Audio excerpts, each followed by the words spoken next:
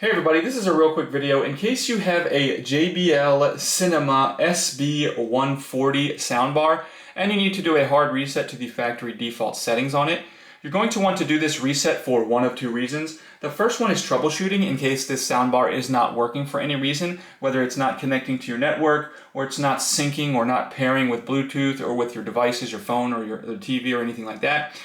Or if it's not responding, keeps disconnecting, all that kind of stuff can very often be fixed with a factory reset. The other reason you might want to do this is just any reason where you want to wipe everything off of it, delete the pairing history, the settings and everything, so you can set it up like new, like you're moving to a new home or a new entertainment system, a new network or something like that. This will do it, and it's really easy to do. First, we just need to make sure that our device is on. And once the device is on, we're going to come in and press and hold the power and the source button over here simultaneously for 10 seconds.